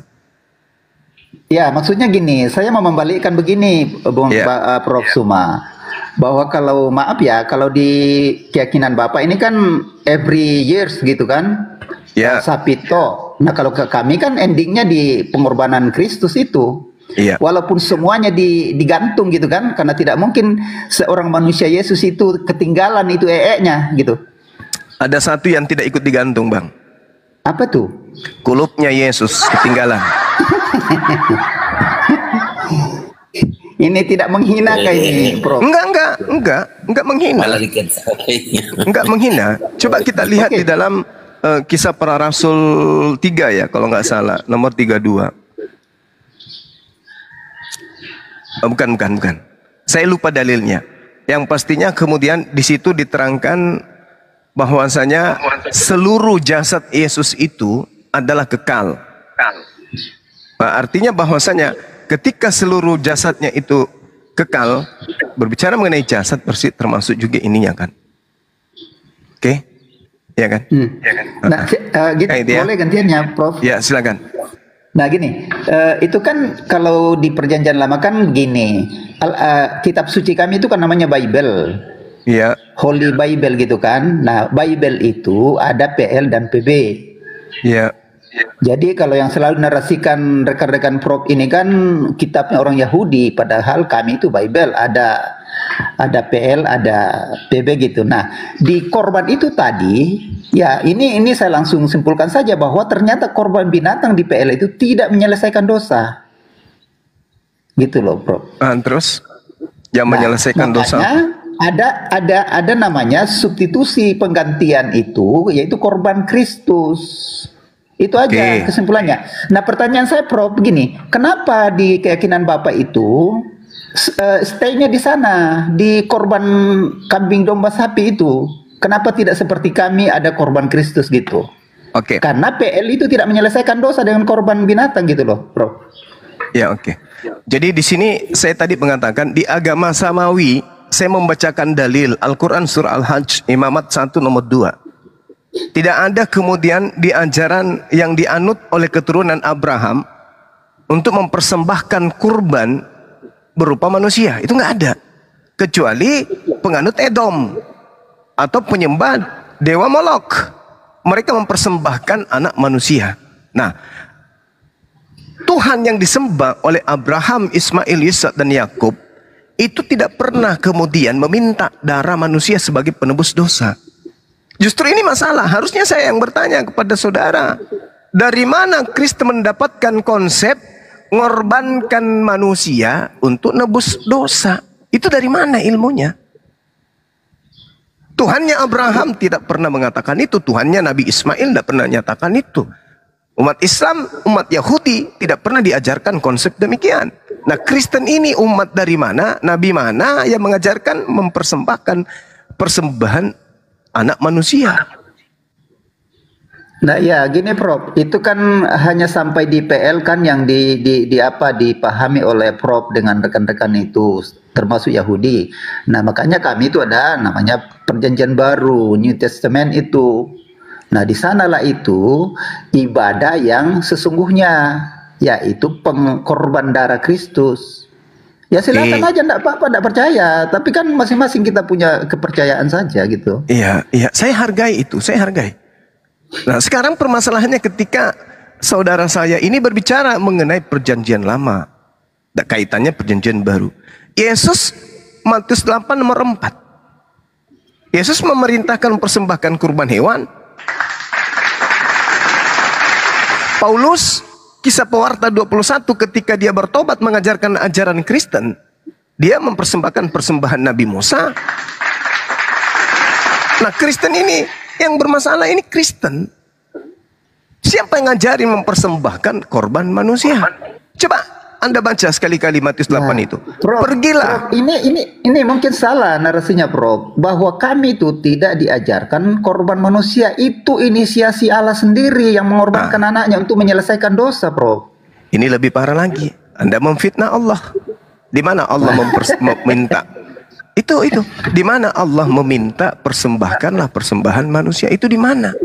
Sementara kalau kita melihat di dalam ajaran orang Yahudi, Tuhan mengatakan bahwa Tuhan sendirilah yang akan melenyapkan orang-orang yang mempersembahkan manusia kepada dewa Molok. Itu Tuhan sendiri yang mengatakan itu.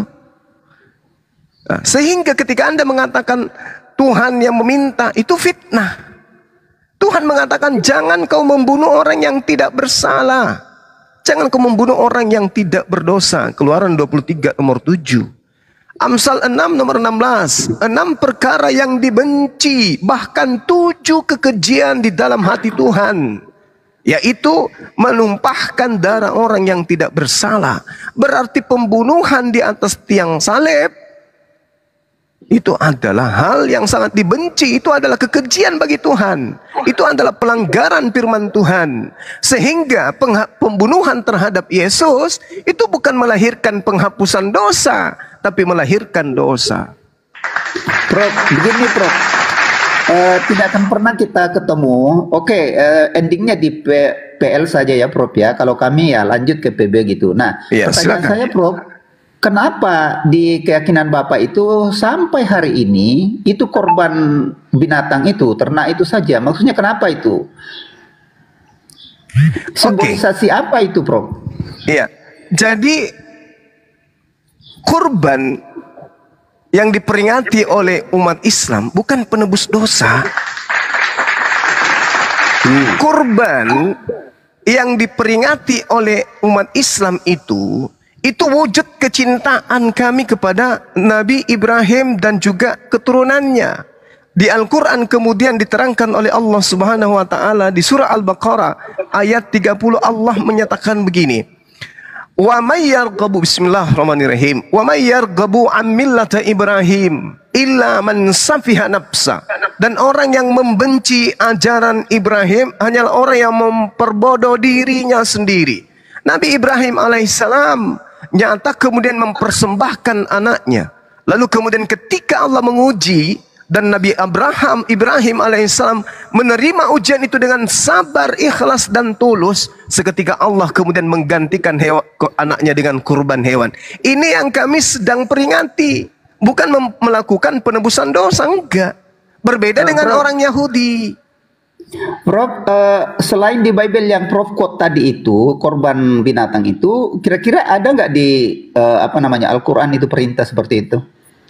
Perintahnya kan tadi udah jelas saya bacakan, bahwasanya Allah mensyariatkan kemudian bagi setiap umat termasuk umat Islam untuk melakukan syariat penyembelihan kurban. Walikulli ummatin ja'alna mansaqan liyazkuru ismallah ala ma razaqahum min bahimatin an'am. Fa ilahukum ilahu wahida falahu aslimu wabashiril mukhbitin, kata Allah.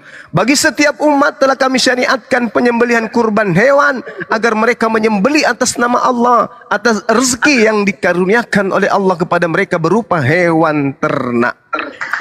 Ya Prof, kelanjutan dari perintah itu kira-kira apa dampaknya pada akhirnya Prof? Hanya memperingati atau gimana? Ketaatan kepada Allah atas apa yang Allah kemudian perintahkan kepada kami. Umat Islam harus mengikuti milah Abraham. Itu berpengaruh terhadap keselamatan Prof atau gimana? Jelas, ketaatan kepada setiap perintah Allah itu adalah endingnya keselamatan. Allah Subhanahu wa Ta'ala menjelaskan yauma yajma'ukum liyaumil jam'i dzalika yaumut taghabun wa man yu'min billah wa ya'mal shalihan yukaffir anhu sayyi'ati wa yudkhilhu jannah tajri min tahtihal anhar khalidina fiha abada. Orang yang melakukan kurban hewan, kata Allah, itu adalah orang yang beramal saleh. Kata Allah apa? Tempatnya surga, mereka kekal di dalamnya. Oke. Nah, di sini perbedaan yang betul-betul tajam Prof, bahwa itu bagi kami tidak bisa menyelesaikan apalagi menyelamatkan. Hanya dengan korban Kristus maka kami selamat. Gitu aja Prof ya, thank you ya Prof. Saya bangga bisa diskusi dengan Prof ini walaupun singkat. Ya, silakan saudaraku San dan Kim ya. Yuk saya turun dulu ya. Thank you Pak Tuan Raja Dolar. Ya, teman-teman boleh saya bernarasi kurang lebih 2 menit? Oke, silakan. Terima kasih. Jadi kita menghargai ya, saudara Kristen kita itu kurban yang mereka imani itu adalah kurban yang ada di atas tiang. Ya. Kita hargai itu konsep. Ya, endek narakepeng. Itu konsep dalam agama mereka. Kita nggak bisa kemudian memaksa mereka untuk keluar. Tapi kita menyadarkan mereka itu pantas, wajar, karena itu adalah perintah dari Allah. Serulah manusia, kan gitu perintahnya. Nah, ketika kemudian kaidah yang mereka bawa, bahwasanya kita berbeda, jelas kita berbeda. Tapi kalian berbeda dengan Yesus. Itu jelas tuh. Di dalam Matius 8 nomor 4, pergilah, perlihatkanlah dirimu kepada imam. Lakukanlah persembahan yang diperintahkan oleh Nabi Musa alaihissalam. Kata siapa? Kata Yesus. Berarti Yesus mengajarkan melakukan persembahan hewan. Imamat 4, imamat 1. Itu persembahan-persembahan yang mereka lakukan hewan. Nabi Musa memerintahkan itu. Tadi kita sudah membacakan imamat 1 nomor 2.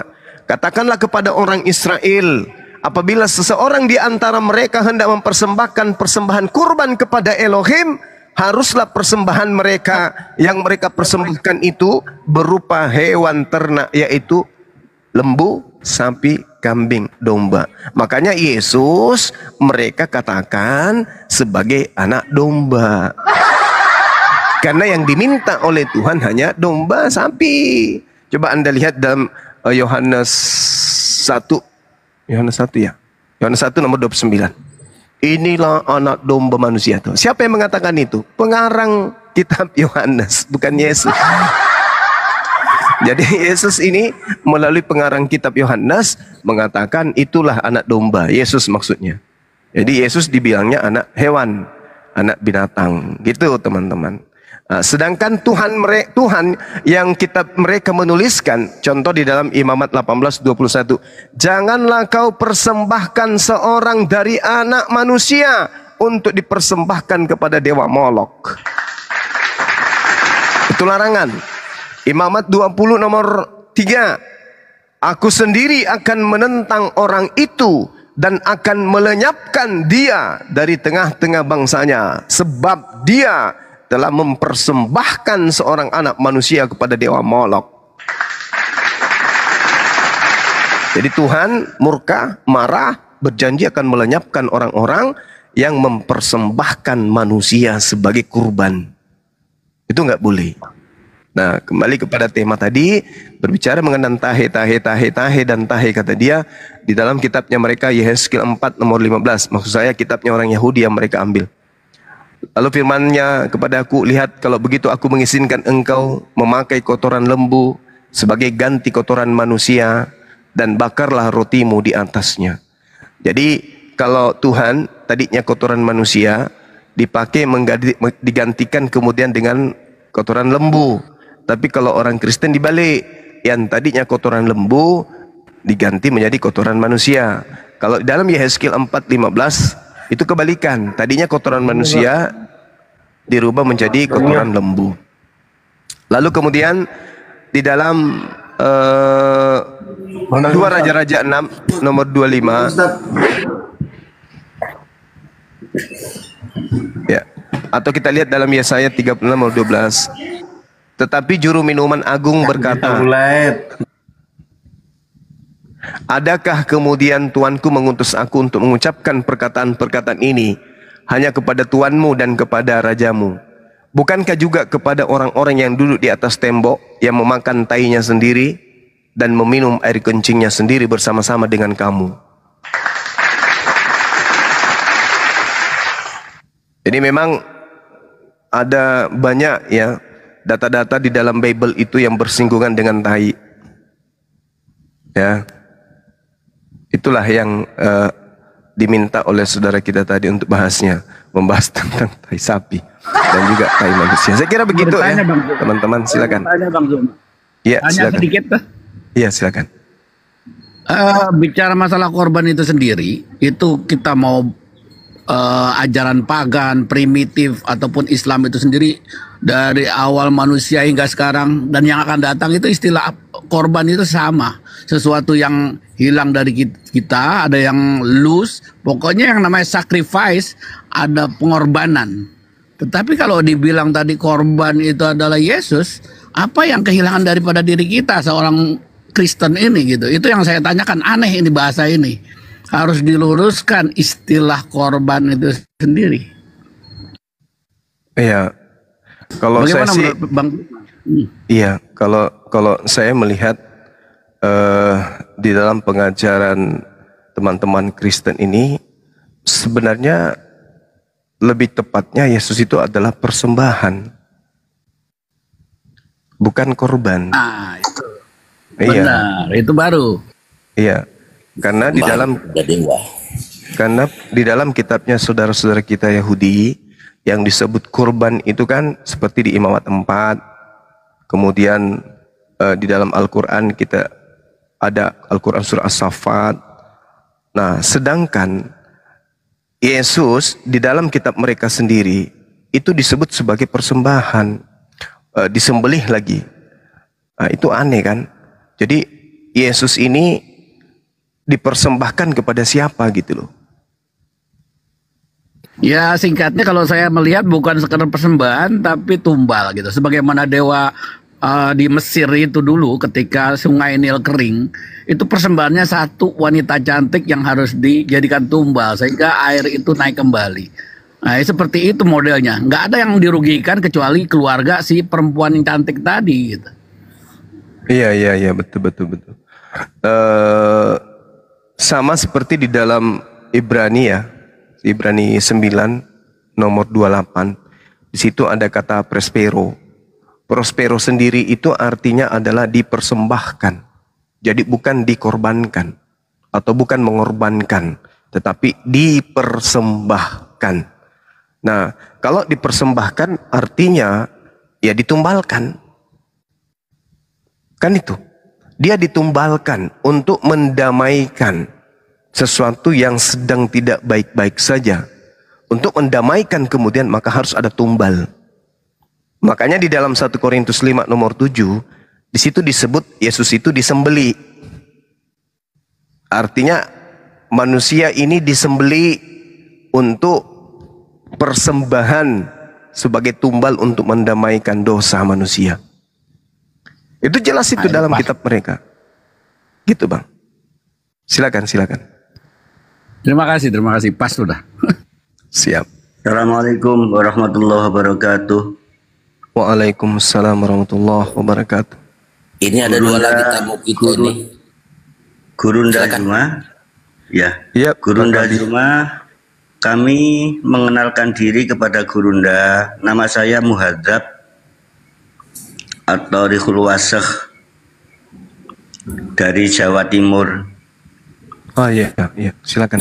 Saya kepingin mendengar satu kata dua kata dari Bang Zuma, dari Gurunda untuk saya pribadi yang selama ini suka mendengar langsung dari YouTube, dari TikTok. Jadi kami kepingin dapat satu kata dua kata dari Gurunda Zuma untuk saya sebagai bekal. Kami siap mendengarkan Gurunda. Ya, baik. Jadi pada intinya kemudian selama ini mulai kita kecil, kita nyantri ataupun kita tidak nyantri, yang pasti mulai dari kecil kita diajarkan tentang Islam. Pondasinya adalah Al-Quran. Lalu kemudian beberapa kisi yang orang tua kita sampaikan bahwa Allah dan baginda Rasulullah, lalu Islam cakupannya Al-Quran. 4 poin ini tidak bisa kemudian lepas dari umat Islam itu sendiri. Kita yang mungkin jauh dari Quran, kita yang mungkin jauh dari Allah, kita yang mungkin jauh dari Rasulullah, bahkan jauh dari Islam itu sendiri, tidak akan pernah bisa lepas terngiang dalam benak kita itu tentang Allah, tentang Nabiullah Rasulullah Muhammad SAW, tentang Al-Quranul Karim, dan tentang akidah kita Islam, agama kita Islam. Tetapi hanya sebatas pengetahuan tentang itu. Islam agama yang benar, Islam agama yang lurus, hanya Islam yang diridai oleh Allah, hanya Islam yang masuk ke dalam surga. Itu yang berkecamuk menjadi darah daging dalam kehidupan kita sebagai seorang yang beragama Islam. Tapi ada satu kekosongan ketika kemudian kita tidak mampu membandingkan antara Islam dan agama lain sebagai patron untuk merealisasikan keimanan yang kita punya, untuk mengaktualisasikan kebenaran Islam itu dengan melihat pandangan yang sudut pandang yang berbeda terhadap di luar daripada Islam. Alhamdulillah, dengan adanya para apologet, dunia dialog lintas agama, kita benar-benar yang menjadi penikmat dialog Islam itu betul-betul bisa kemudian menyadari bahwa apa yang ditanamkan oleh orang tua kita ternyata betul, meskipun itu sudah menjadi keyakinan kita. Tetapi kita bisa menikmati indahnya Islam itu, kebenaran Islam itu, kebaikan Islam itu. Islam sebagai agama hak, ternyata betul-betul kita bisa rasakan.